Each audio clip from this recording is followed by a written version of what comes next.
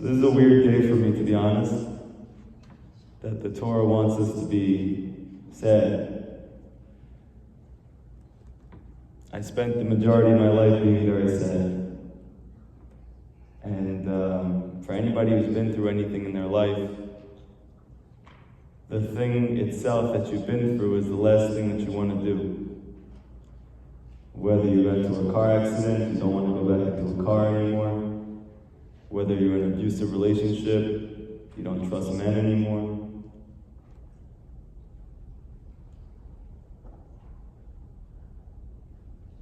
Whether you had a drug overdose, you're scared to be near anybody who does it or has done it.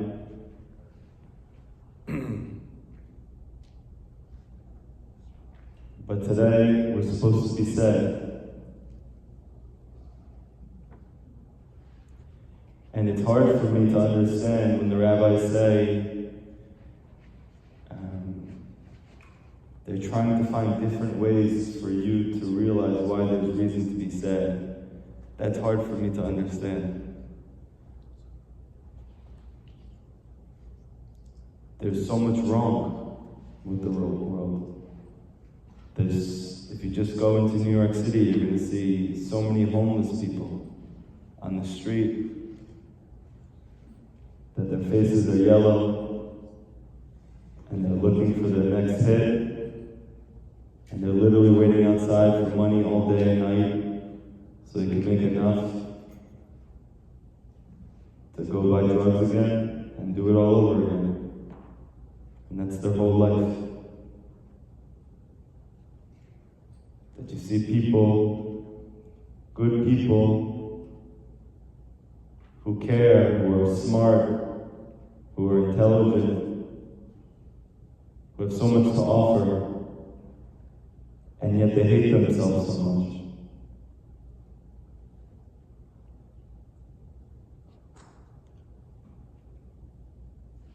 I don't know how you can not have a reason to be sad, not have a reason to cry. Maybe it's just because I do Avodah every day, so I'm constantly thinking about the world and what's lacking with the world and with myself. And maybe this is why Rabbi says we should do it every day. But there's so many people who are struggling, so many people who are suffering.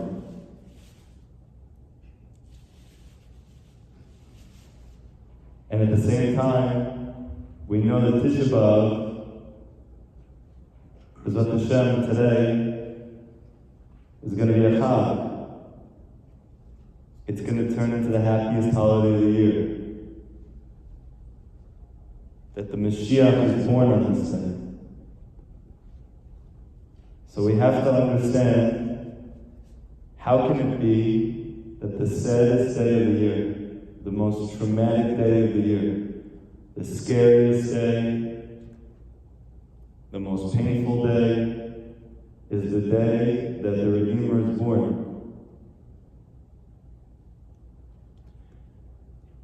I want to go back to a very famous story of Chazal, that Rabbi Akiva is standing by the ruins of the destruction of the Beit HaMikdash, and they're all crying their eyes out. And they see a fox come out. And the Torah says when we see a fox come out of the walls, you know you hit rock bottom.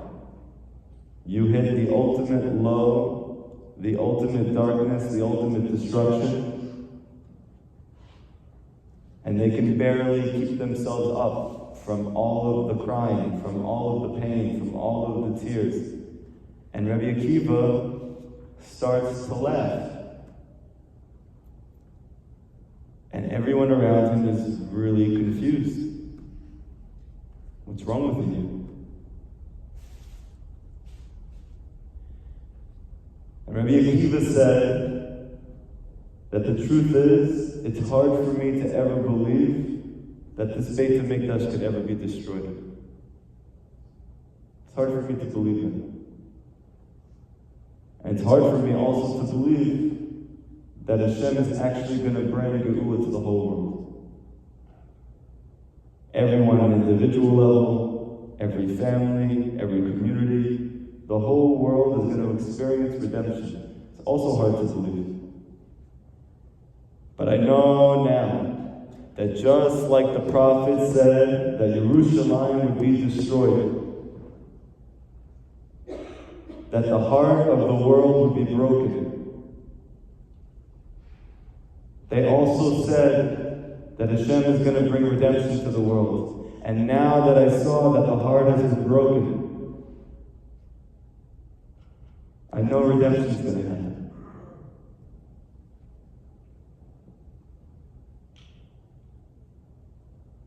Rabbi Nachman has a very famous saying that's quoted quite often, and it's actually pretty hard to understand if you think about it.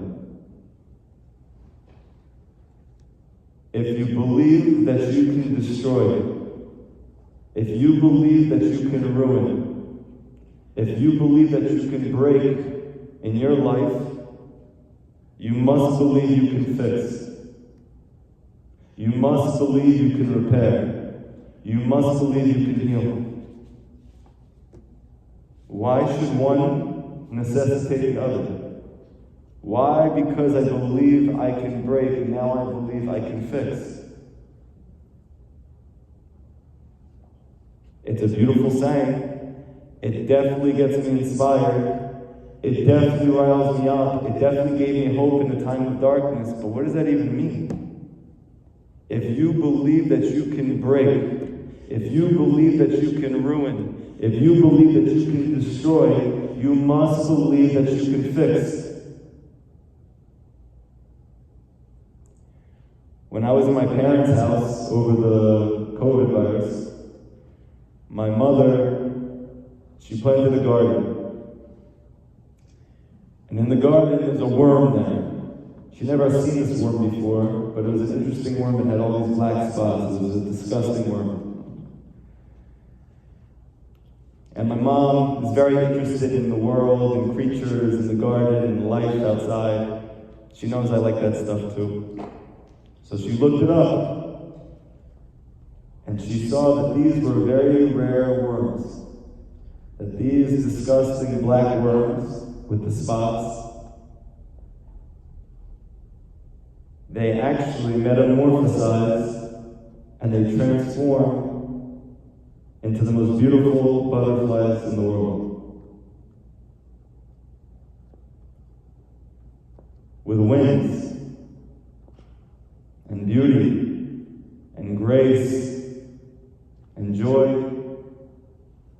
And what is the shift?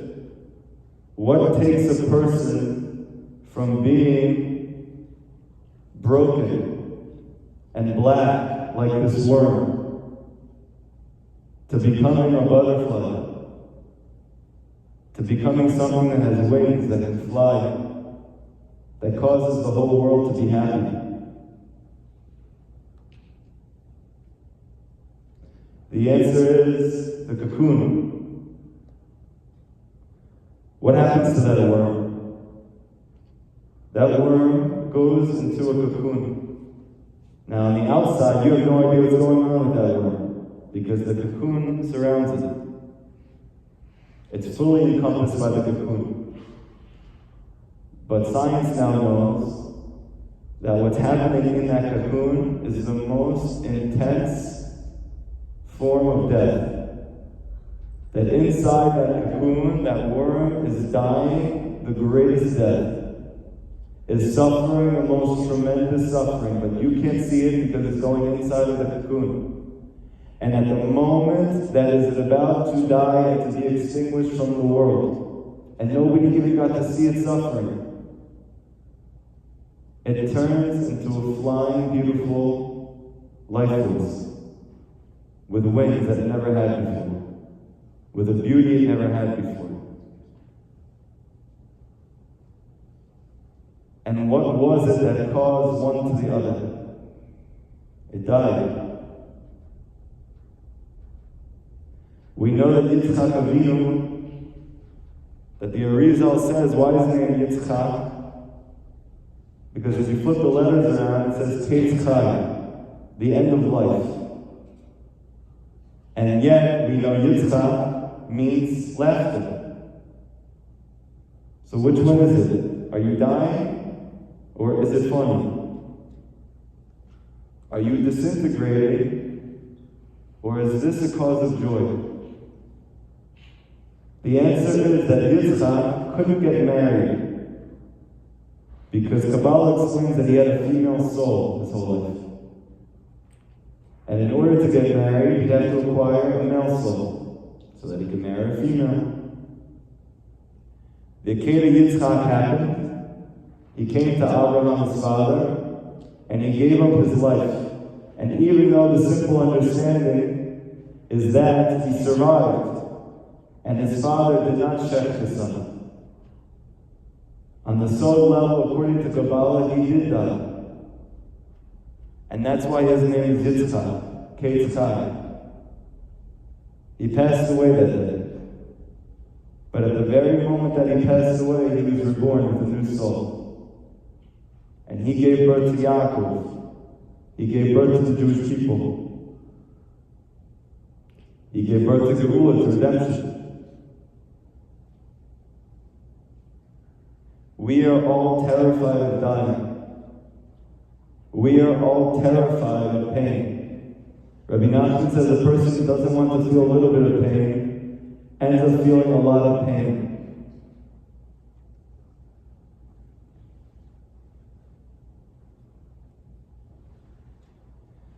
The very thing that we're all so terrified of, that we're all so scared of, to feel vulnerable, to feel helpless, to feel incapable, that if you could accept it for one moment, you would die. And nobody wants to feel that. But the truth is that a person can't live without dying. A person cannot experience life until he first dies.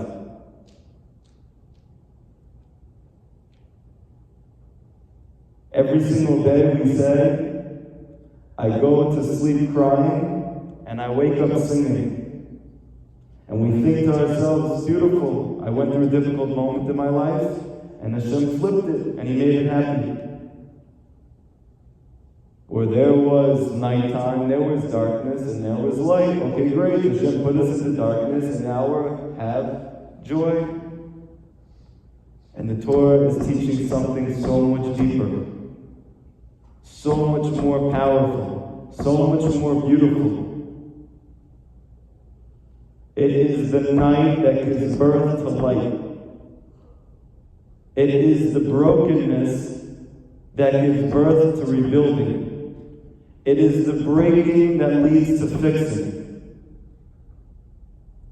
Because there's something wrong. There's something wrong with each and every one of us. How do I know? Because we're not happy. We don't have peace in our lives. We don't have joy. We don't feel loved. We're not able to support ourselves or our family. Whether physically or emotionally or psychologically, we are mamash broken.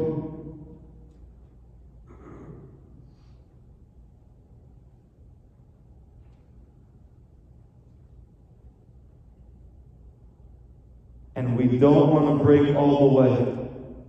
Because God forbid if we do, we'll die.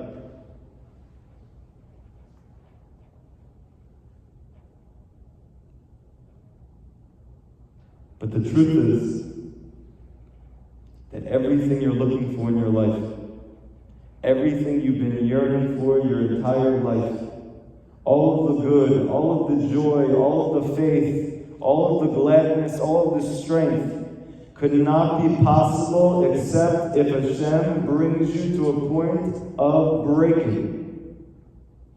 Because what's holding you back from experiencing all the good is yourself.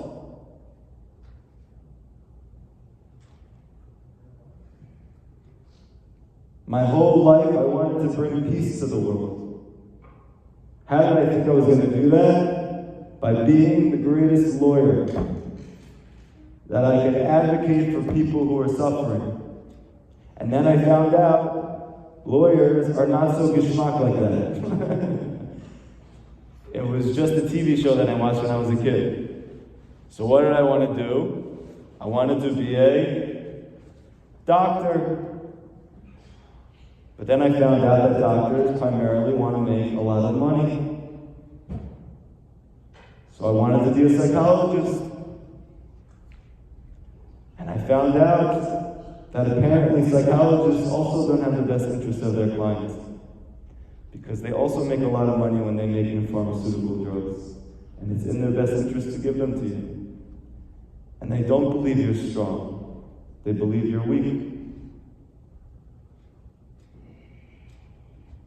And then I found out that there is a profession that is the lowest paying profession that believes in advocating for every single person because he's strong, because he's powerful, because he has strength, because he has potential. He just is through difficult circumstances. I said, oh my gosh, there's a profession like this. It's called social work. And I told my parents, I want to be a social worker. They said to me, David, how much do they make? I said, I don't know, I didn't even see a number. They said, maybe you should rethink the profession you want to go into. But I said, no, I want to bring peace to the world. These people want to advocate for the oppressed, for the lowly, for the sick, for the poor, for the struggling, for the orphans, for the widows. I've wanted to do this my whole life. There's an actual job like this.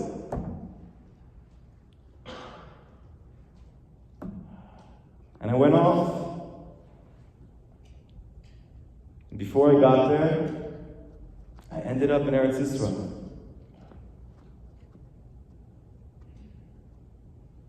And I'm going to fast forward a little bit. And Hashem woke me up to a gigantic realization. That the way to peace is through truth. And there is no truth besides the Torah.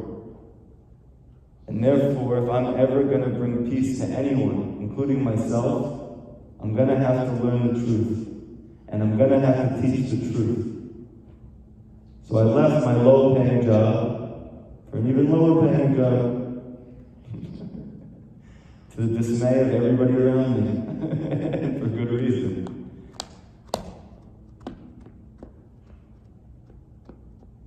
And then something happened to me. I suffered the worst suffering. I went through the darkest time of my life. And it wasn't the first, but it was definitely the darkest. And it didn't last for days, and it didn't last for weeks, and it didn't last for months. It lasted for years. I was in such a dark place that between us, and I guess whoever's going to watch this, I went to my chuppah to get married to my wife, that I'd been so excited my whole entire life for something like this to happen. But I was so depressed that the only way I could be b'simcha at my wedding was I had to get drunk.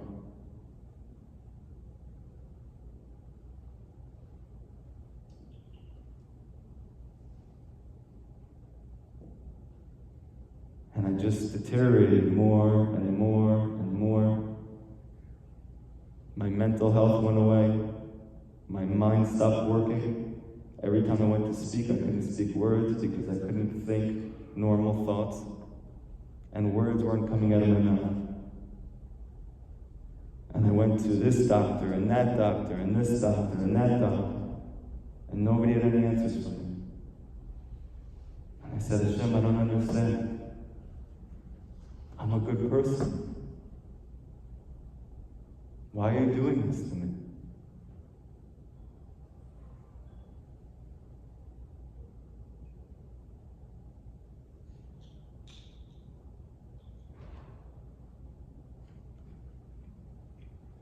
And then I started to do very intense hippotative. Started with 15 minutes, and then 30 minutes, 45 minutes, an hour, hour and a half, 2 hours, 2 hours and a half. That I'm just pouring my heart out to Hashem. And it only became at the point that I ended up at the LIJ psych ward. And I was sitting with the most broken people of our generation. And I had a wife and I had kids and they couldn't even visit me without permission. And I couldn't wrap the fill-in without a security guard watching me to make sure I didn't do anything to myself.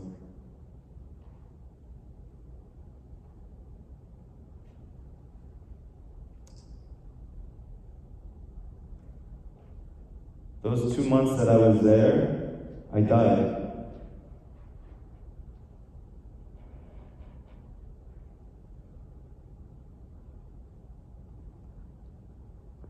And I said to Hashem, everything I've ever tried to do in my life, despite the fact that I think I have good intentions, that I think I'm doing the best that I can, everything is falling apart. My marriage is falling apart. My family is falling apart. I can't hold a job. I can't get out of my bed. Everyone had such high hopes for me. Nobody more than myself. And I'm dying. And I said, Hashem, Rabbi Nachman says to throw yourself on you completely. I've done it 5%, I've done it 10%, it's probably more than most people in the world. It's not enough, because I'm the worst I've ever been. Everything that I try to do does not work. That I try to do doesn't work.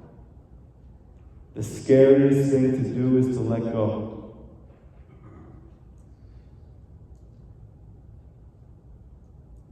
And to let Hashem build your life back up again. But I had no choice. I said, Hashem, that's it. I'm yours. From now on, it's on you. I've done my best for almost 30 years, and my best has led to the worst destruction. If you are really there, and you really hear me, and you really love me, then you're going to build my whole life back up again. You're going to do it. Because I can't.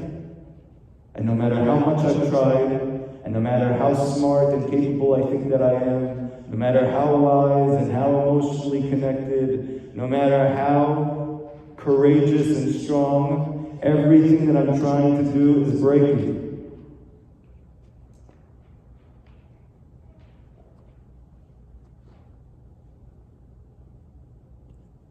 Now, I died. You need to bring me back to life. And if you do, I will spend the rest of my life doing everything I can to do the same for them.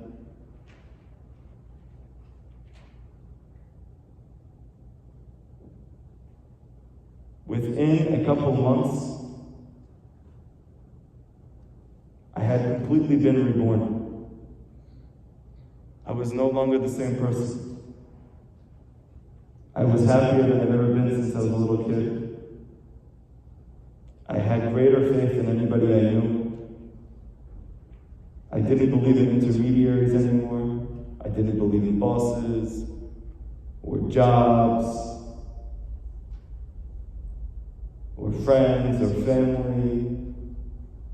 I left the psych ward with one belief, in Hashem.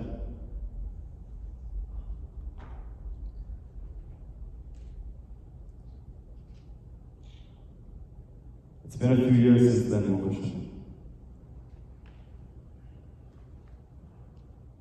This is all because I died. Anyone who's ever gotten anything from me,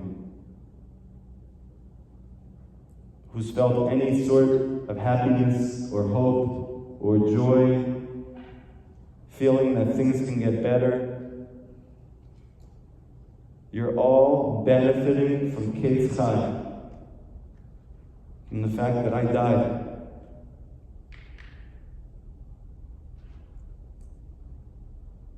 And even though we're all terrified of it, we're all scared of it, if we can let that part of ourselves go, the part of you that's trying to control your life, the part of you that's trying to fix and to heal your broken heart, and you can give it over to the only one who can, then for the first time in your whole life, you're going to feel what it's like to be alive. Because the tzaddik techiyah and the tzaddik lives with his faith. The tzaddik lives with his faith.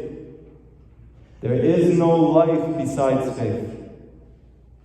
A person who's alive and he doesn't have faith in Hashem, that Hashem can do everything for him, can make him his money, can get him married, can keep him married, can repair his relationships, can fix his health, can turn his darkness into light, then he's not alive.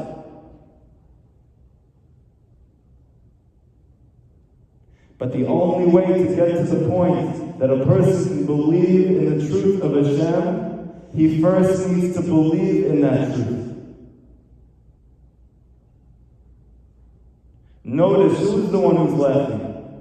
It was Rabbi Akiva. How is he different than his friends, his brothers, the greatest tzaddikim who ever lived? His father was a convert. He was an atheist, told. He hated rabbis. He hated religion. He hated Judaism. He was broken.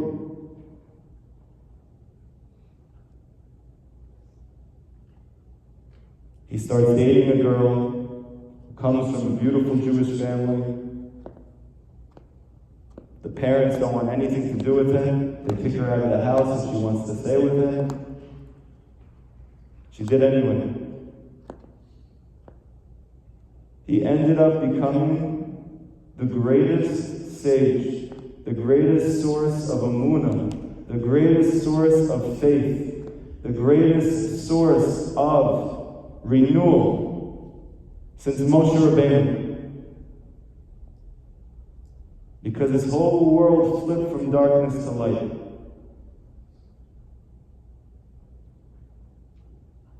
It says that David has no life.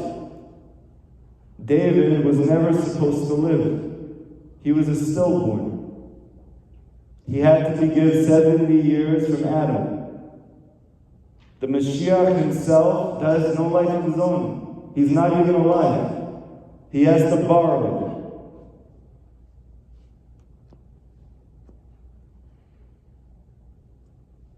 Many people think the Mashiach is going to come, he's going to be strong, he's going to be valiant, he's going to be powerful, he's going to know everything, he's going to be everything. But the sages say not like that. The sages say he's going to be so sick, and he's going to be with all the people in the world who are the sickest. And he's going to be helping them heal as he himself is healing. That he is a Mitzvah, that he's a leper. He's poor and he's broken and he's coming on a slow-moving donkey.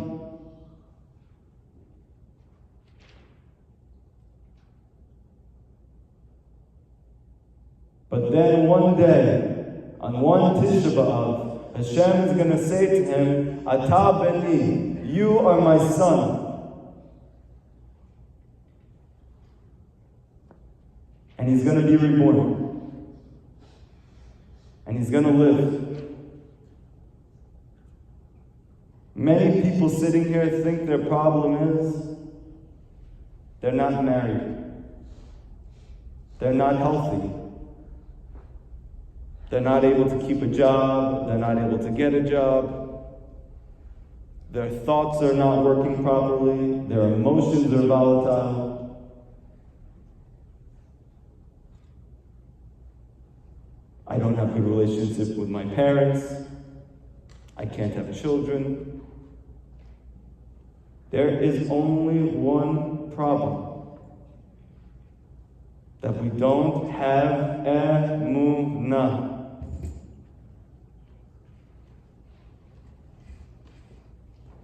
Why does a person want to get married? They think it's going to make them feel whole. It's going to make them feel happy. What happens to that person after he gets married? He gets a rude awakening. That his partner doesn't make him feel whole. His partner doesn't make him feel perfect. His partner makes him feel lacking. His partner makes him feel tremendously incapable. Why is Hashem doing that to us? Because He wants that self that you have, that you're holding on so dearly, to disintegrate, to go into a cocoon and to expel. Because the real thing you're looking for is belief. Belief in Hashem. Belief in the Torah. Belief in tzaddikim. Belief in yourself. You think that you are angry and depressed because nobody around you supports you. Do you know why you're angry and depressed? Because you don't believe in yourself.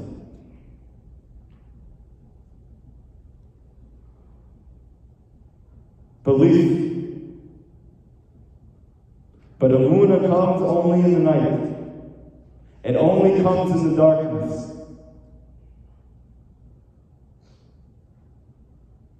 Hashem created darkness and then there was light. It doesn't just mean that this is a historical stage of events. It is the darkness itself that gives birth to light. It is the breaking itself that gives birth to fixing. Because whatever your goal was before you broke was not going to lead you to the thing you've been looking for your whole life, and you don't know that. Only Hashem knows that. So what does Hashem do? He takes away your health. He takes away your wealth. He takes away your joy. He takes away your sense of self. He takes away your feeling of safety and security. Why would Hashem do that? Because it is the very thing that is holding you back from achieving life. Because making a certain amount of money is not going to make you happy. Being with a certain person is not going to make you happy. The only thing that's going to make you happy is to be alive. And the only way to be alive is be'emunah. That you believe in Hashem.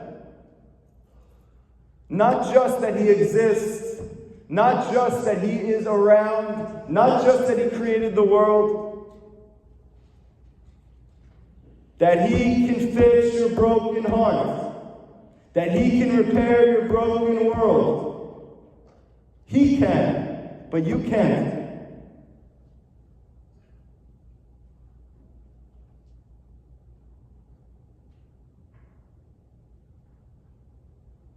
These people who we celebrated in Torah, Yosef, David, Moshe, the redeemers of the Jewish people, they all died.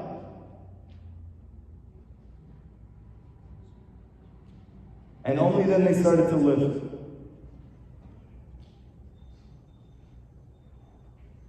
If you feel broken, if you feel confused, if you feel like things can't get better, you need to know that the only reason you're going through this right now is because Hashem knows what you want.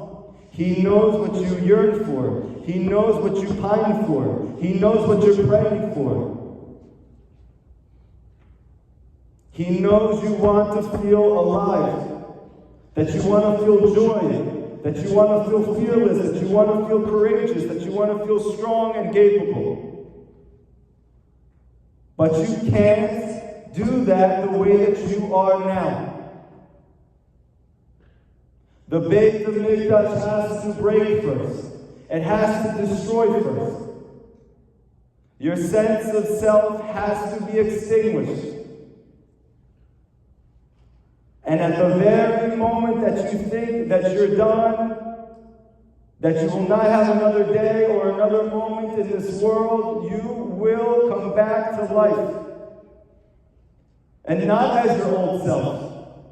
Not as Abraham or as Sarah or as Rivka or as Yitzi or Yaakov. Not as Uriel or Benjamin or Pinchas or Paltiel. That part of you will die.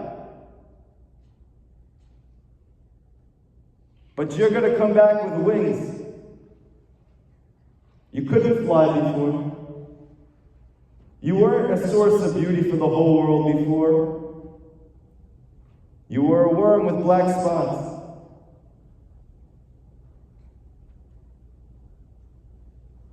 Beautiful people don't just happen.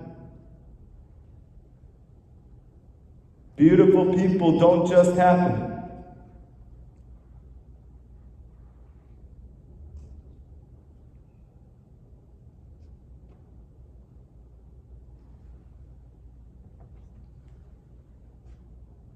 Why was Esau born before Yaakov? I don't understand. Yaakov's the firstborn. Why does Hashem make this whole entire thing? It's difficult to understand. If Yaakov is the one, so have him born first, have Esau born after. It's very simple. The answer is there is no way for Yaakov to be born unless Esau comes out first. There is no way for light to come into the world if it's not dark. Why is the light of Mashiach going to be so bright? Only because the world is so dark. Why is Mashiach born in the darkest day of the year? Because the light will shine the brightest. In Parshat Balak, they speak about a kochav, a star, that's going to shoot across. And they teach in Chassidut that star is the Mashiach. You'll notice he's a star. Why isn't he a sun? Why isn't he a moon? Why isn't he a tree? Why isn't he the ocean? Because the only time you can see a star is at night. The only time you can enjoy the light of redemption is when it is dark. And the darker the night, the lighter is the brightness of that star.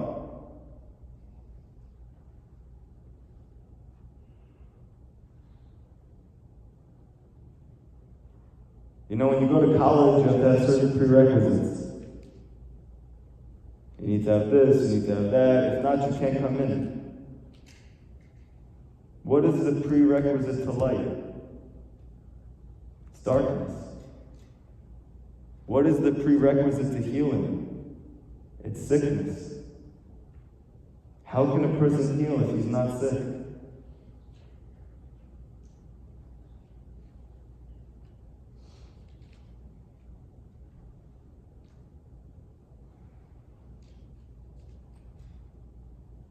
It says at the time of Tisha B'Av, the Zohar says that whatever pagams you had in your lifetime, whatever blemishes you had in your life, whether physical or emotional or psychological or spiritual, after you pass away and you come back up, every single person is going to come up with every single one of his blemishes. Why is Hashem doing that? Because at one moment, he's going to remove all of them. And everyone is going to be healed. Why would you have people come back with things that they worked through? Why would you have people come back with blemishes, with sickness, with darkness? Because it's only in that place that you can appreciate Techiyat HaMeitim. Techiyat HaMeitim is not just a future reality. Techiyat HaMeitim is every day. Do you know how you get to experience Techiyat HaMeitim? Do you know how you get to experience renewal, life from death? You cannot have Techiyat without Meitim. And the thing that we're all resisting, the thing that we're all protecting ourselves from, not being self-sufficient.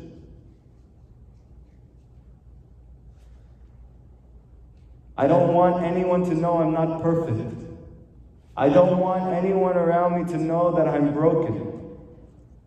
And everyone is sitting in their room privately alone, feeling broken and not letting their neighbor know they're also broken. And what is the only thing we're preventing from happening by doing that? Techiyat HaMeitim.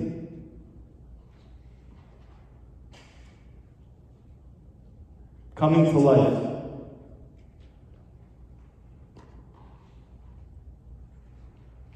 This is the day of the birth of the Mashiach.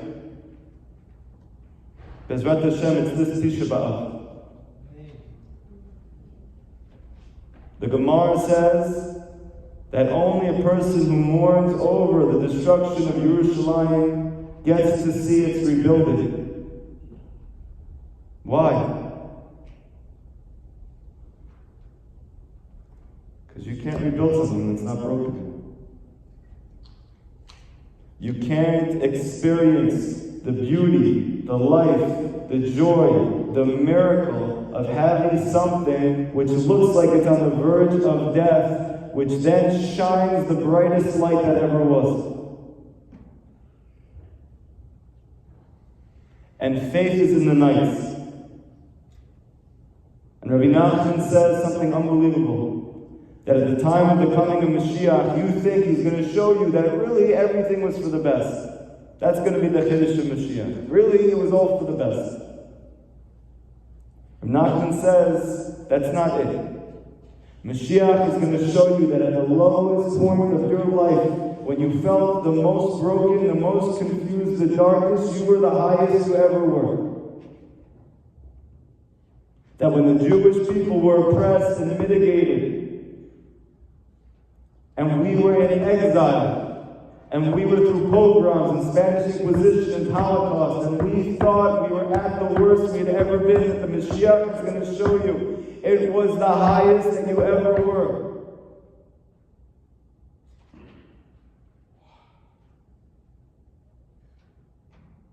I want to teach you a small thing based on Kabbalah, and I think it's going to help you understand how great is the darkness. Before the world was created, before the universe came into existence, Hashem created 10 lights, 10 vessels, 10 luminaries. And with these 10 lights, he was going to use it to create the whole world. What did he do? He shined his own light into those 10 vessels. All 10 vessels broke.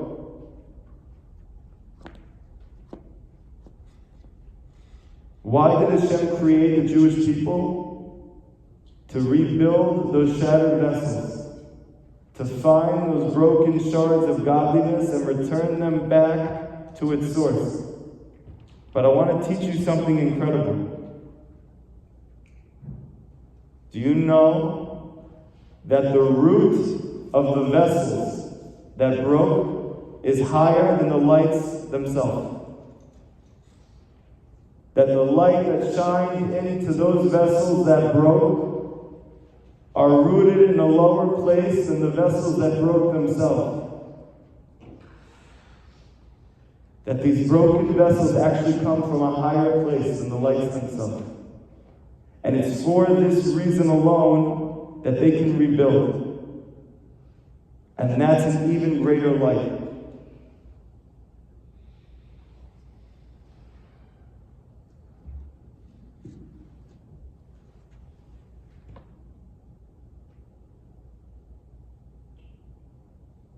I've told this story before, but I think it's worth saying again.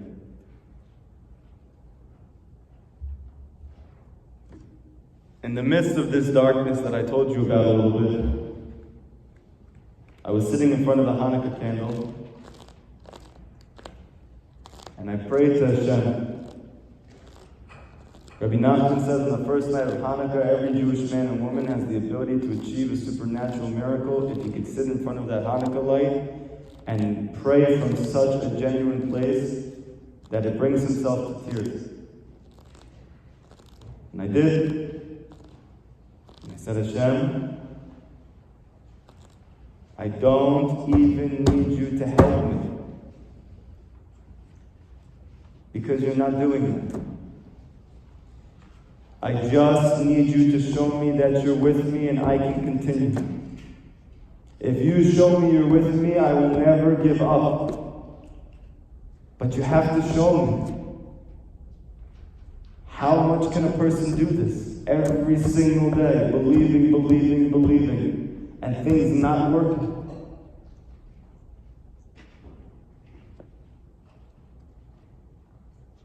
I found out the next day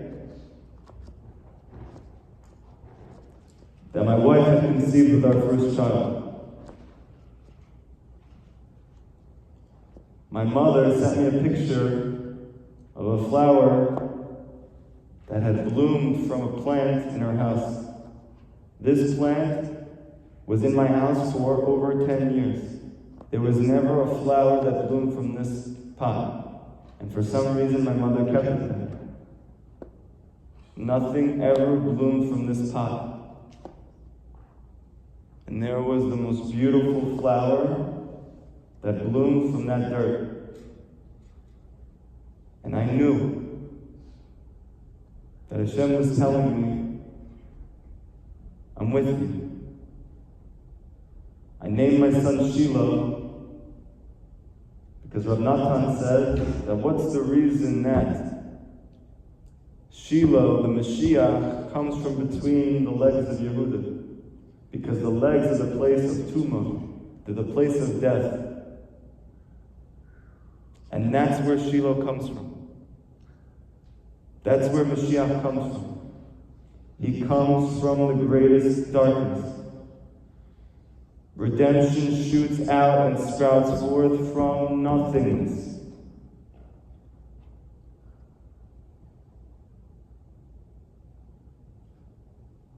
The Beit HaMikdash is not just a physical building. You are a Beit HaMikdash. We're broken. But if you believe that you can break, you need to believe that you can fix. If you believe in darkness, you have to believe in light.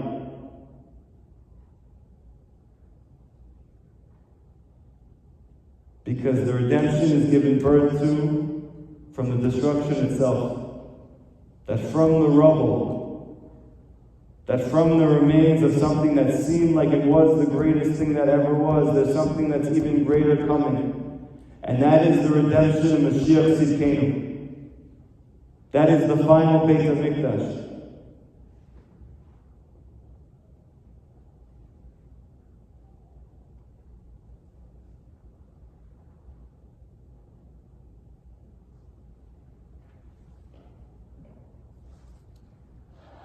I want everybody to know something, and I want you to take this to your heart. There was a person who known me since I've been here. He didn't even know everything that I've been through, but he knew a little bit. Very little.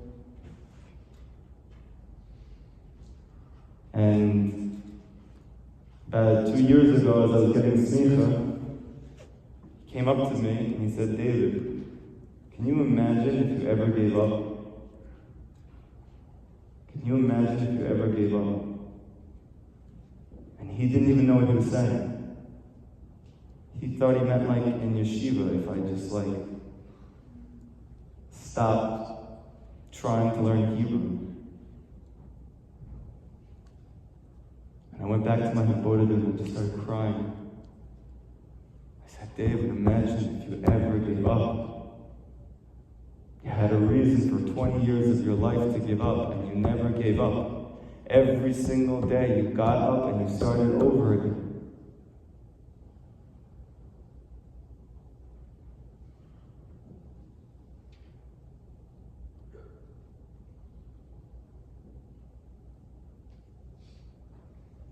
There is only one way to see redemption in your life, and that is if you never give up.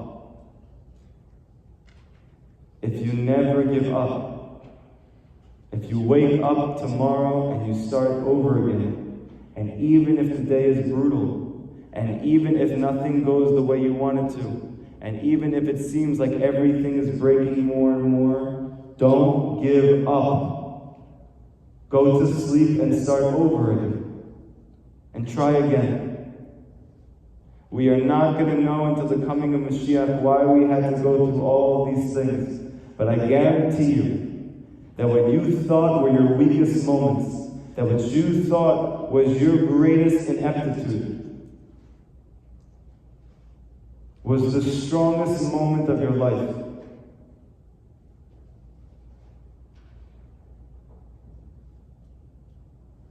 I'll finish with this. Moshe Rabbeinu, when he received the Torah, he got to see everything from the beginning until the end. And he saw our generation, the final generation, that would see the coming of the Mashiach and the rebuilding of the final Beit HaMikdash. And he saw how dark it was. And he saw every single one of us just struggling to get up and start our day, struggling to put on tefillin, struggling to get to shul, struggling to do anything. And Hashem, after showing him this, what was Moshe's reaction? He felt humbled. Do you know when it said that Moshe was a Nav Me'od? He was very humble. One of the famous Hasidic rabbis explains it was after he saw our generation, and he saw that despite the fact that we had no light whatsoever, we had no clarity at all, we had no good advice, we had no rabbis to ask from what to do with our lives. Nothing is working, and yet every day we keep getting over and starting again. He saw us and he was humbled that the Jewish people could ever do this. We think we are the weakest. We think we are the most broken. We don't realize that our brokenness is our strength. We don't realize that our darkness is our light. But the only way to see that is to throw yourself on Hashem completely. Hashem, I haven't been able to get off drugs for years. I stopped for a few years and I'm back on now. I stopped for a few years and I'm on now more than I've ever been. I can't get off. But you can.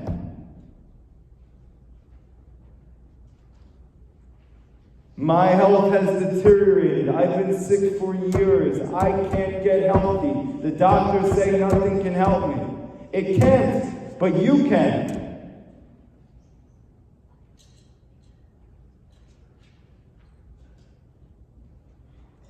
Every single person here is broken. If you weren't, we'd have redemption.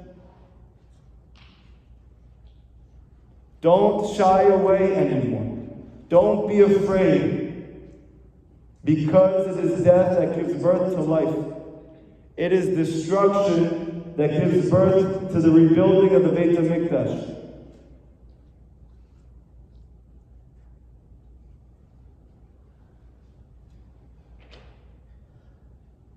The chidush of life is not to give up. Every other group of people has faded away into oblivion. No other group of people has had more reason over the course of history to give up. My grandfather was in the camps. His parents were slaughtered. His brothers and sisters were killed. His friends were murdered in front of him, and he was forced to bury them.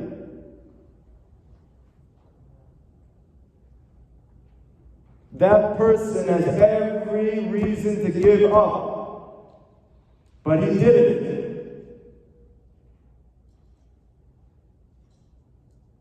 The survivors of the Holocaust are almost gone. What do they tell you? Never forget. Never forget.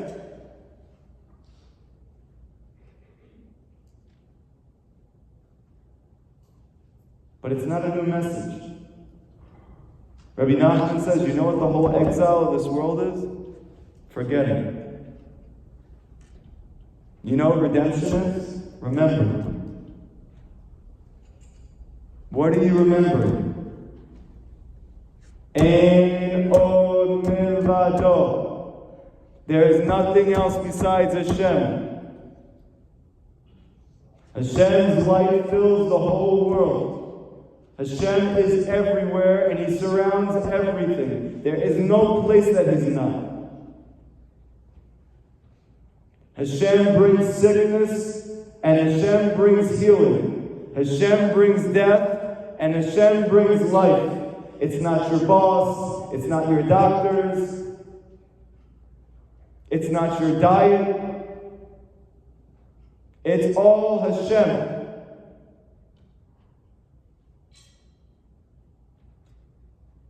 When you remember, you will live again. I give all of us a blessing here that mamish,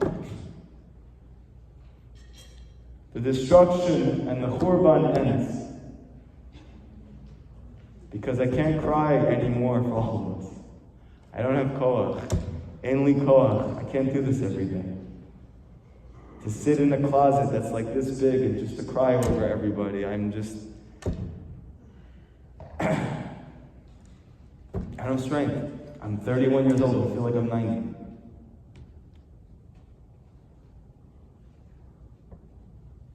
Do me a favor. Let's do this together.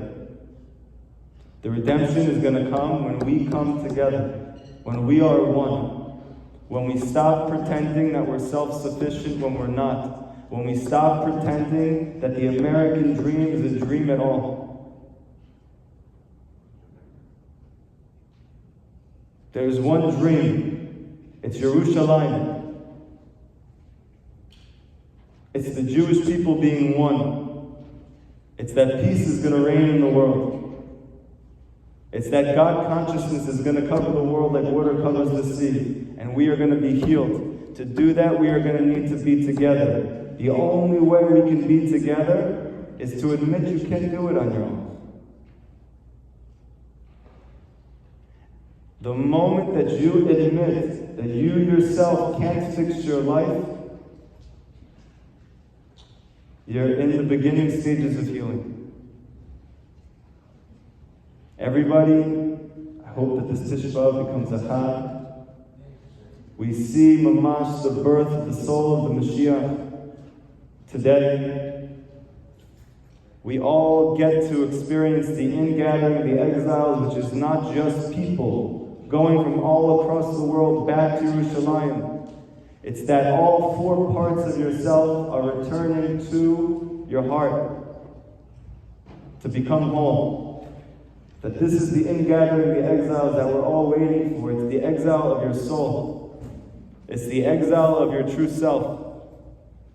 To be able to experience the redemption, we are going to need to do it together. Bezrat Hashem, we're going to experience it, Mamash Rabbi Amenu, to see the Beit HaMikdash, to see real beauty, to see real joy, to see real life. That we're not going to feel like the only way we can get high is to get high. That we can go to the Beit HaMikdash and we can be with our brothers and our sisters, and we can sing and we can dance, and we can cry out to the Ribono Shel Olam, to our Father in Shemayim, who's been waiting for us for 2,000 years to remember.